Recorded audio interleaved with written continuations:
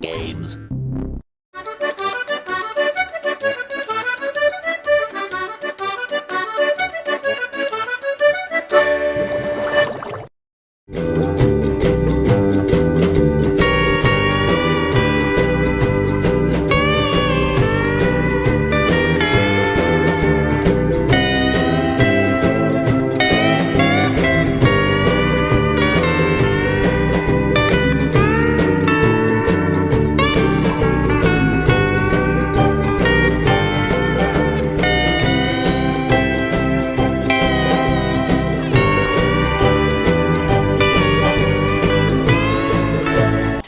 Hours later.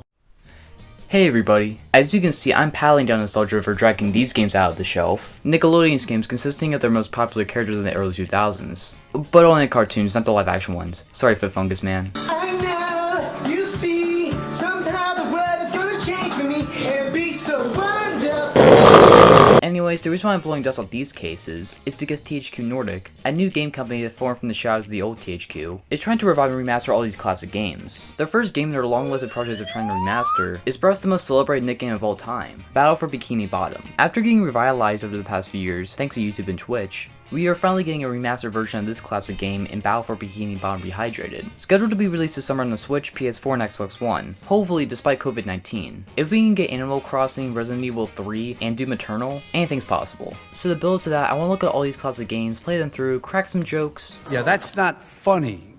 and see if these games hold up over a decade later. I'm mainly going to cover the most popular SpongeBob games for now, but if you want me to play any other Nick games, leave your suggestions down in the comments. Now you may be asking, why am I covering this game first? Well kids, respect your ancestors, because this is the first actual 3D SpongeBob platformer. There were SpongeBob games before this, but Revenge of the Flying Dutchman is the first SpongeBob game to go 3D. That really kicked off the era of Nickelodeon games that changed the whole industry back then. Revenge of the Flying Dutchman wasn't a new experiment, developed by a new company in Big Sky Interactive, which this was their second game that they developed. Their first being Jimmy Neutron Boy Genius. My therapist warned me about you, Jimmy. There are no such things as aliens.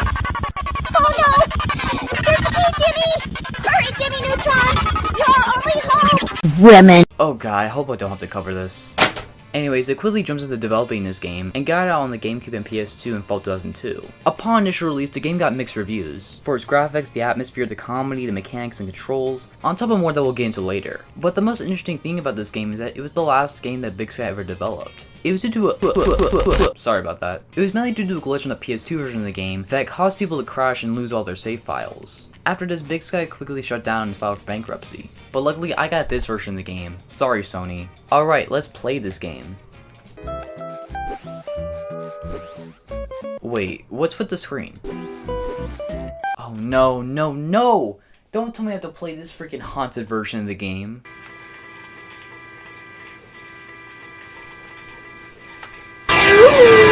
Well, when life gives you lemons, even if those lemons are rotten. Alright, I'm not gonna waste more time and get into the game. Does it warrant the criticism, or is it an underrated gem? Well, to find that out, let's get into the game. Living in the sunlight, loving in the moonlight, having a wonderful time. So the plot of the game revolves around the sponge who lives in the pineapple under the sea, who after waking up for another fun day without his alarm clock for some reason, and putting his floating pants on, he decides to play with Gary after fetching a stick for him in the kitchen, with the help of... Very well. Then move next to his fetching stick and press the action button to pick it up. Then you can carry the stick to Gary and delight him. a cheap, creepier version of the French narrator from the show that totally doesn't overstay its welcome and constantly interrupt the game. More on that later. After yeeting that stick like he's a quarterback with a flattened football, Gary retrieves a treasure chest, but it's not any random chest. It belongs to the Flying Dutchman. After SpongeBob reads the warnings carefully and eloquently, Damger, Donut Alpine, or Elsie. We take one dude, Booty Quay, Pinocchio. he karate chops the box and finds a bunch of gold doubloons, which coincidentally get spelled all across Bikini Bottom. I surely hope those aren't collectibles.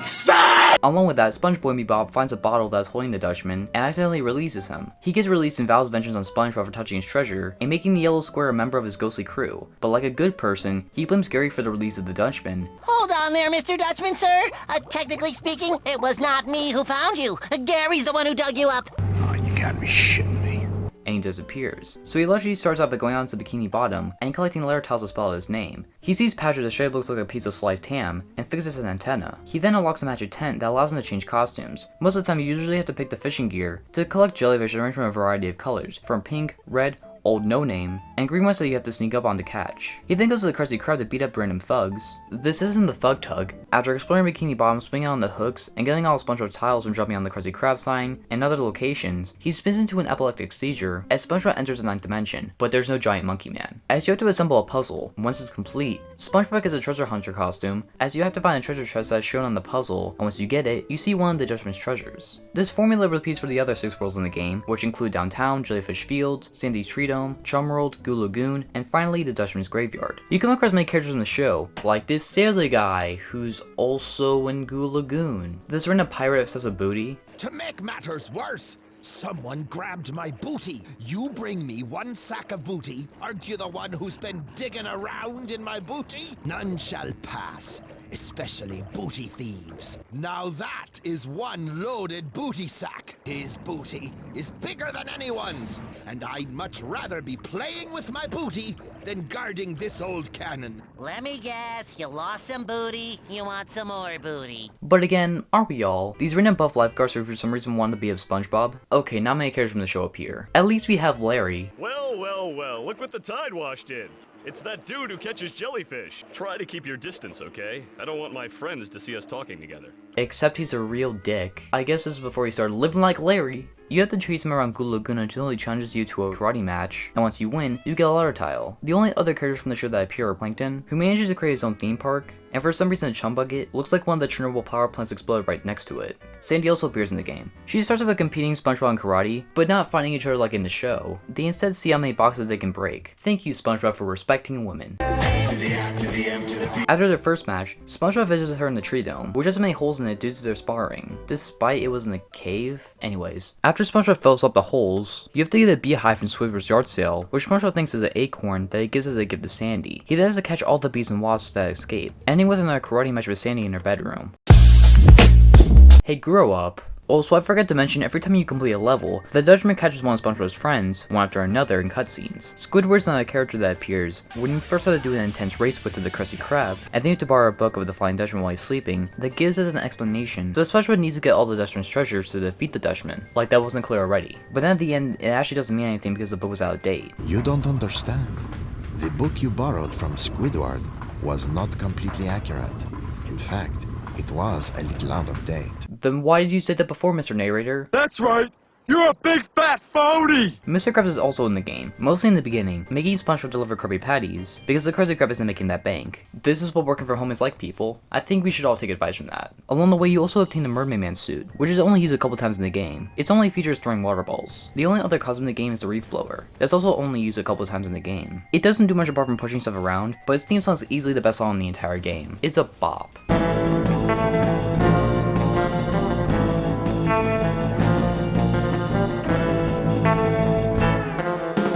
The last character of the game that appears is Patrick. He pretty much doesn't do anything apart from applying some comedy and eating squares. Once you get all the treasures by getting all the tiles from completing tasks in each row on the to-do list, you go to fight the Dutchman on his ship, and after a quick easy battle and getting all of SpongeBob's friends out, the Dutchman gets sucked back into his bottle, and the day is saved as they all fly home. Only you can save them from the revenge of the Flying Dutchman.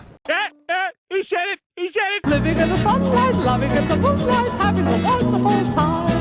The biggest positive I can give the game is that it is important to the game's history. Being the first 3D platform for SpongeBob, and one of the first ever for a Nickelodeon game, gotta give it props for that. Also, the game is pretty easy, can be beaten within 3 hours. Doesn't really matter what age you are. I do appreciate the references to the show, and also the cast from the show actually did voice work for the game. The soundtrack is decent, there are some good jokes that I felt added more flavor to the game, and overall it is fairly enjoyable on first play. That's basically all about I got for positives. Now let's get to the real interesting stuff. You'll be my cabin boy from now until the seas dry up.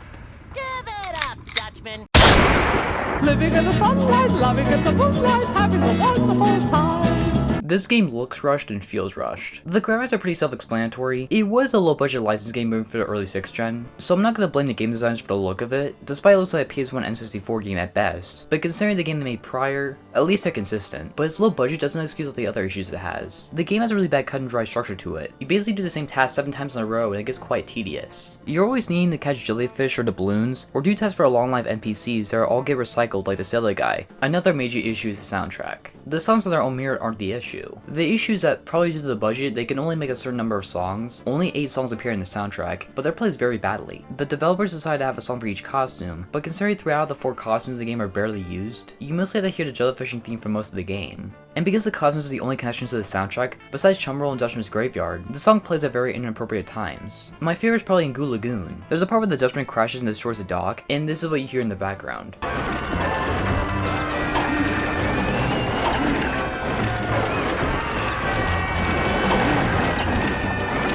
Another issue is that I thought I told you to slow down. I thought I told you to slow down.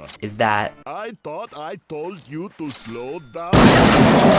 So many PCs think it's their job to interrupt you while you're playing the game, and that makes the music restart. Also, how could I forget about the French narrator? This funny does absolutely nothing to help you in the game, considering the fact that most of the time you already know what to do before the narrator explains it, because sometimes the game requires you to complete objectives in advance, so it gets really annoying after a while, especially since he's unreliable just to twist the plot, and most of the time you can't cut his dialogue scenes like the other NPCs. Another issue is with the controls. The game's mechanics are very robotic, not giving much room for SpongeBob to do moves in, and most of the time, if you miss a platform, because this is a platformer, you fall to your death, and then have to restart again. And considering SpongeBob's the only playable character in the game, there's not many moves he gets to do. Also, the game doesn't autosave, so you have to save before you exit out. The game's locations doesn't look like the show at all. That's probably due to the budget, but it still doesn't excuse why downtown looks so grimy. With high-rises and jellyfish, it looks like the inside of my tissue box. Jellyfish feels like so many sub-areas, wrecked ships, and waterfalls. Goo Lagoon looks like a desert, and for some reason has a dock and a lighthouse. You're fond of me, lobster. The only consistent areas in the game that aren't original levels like Charm World and Dutchman's Graveyard is Bikini Bottom and Sandy Shredome, somewhat. Its atmosphere feels so weird and empty, almost. Considering the game with all of its tasks and to-do lists, basically makes you 100% the game, and by the end, you don't have anything to do or explore. Even the developers know that, considering that once you beat the game, you can't go back into any other worlds above the final level.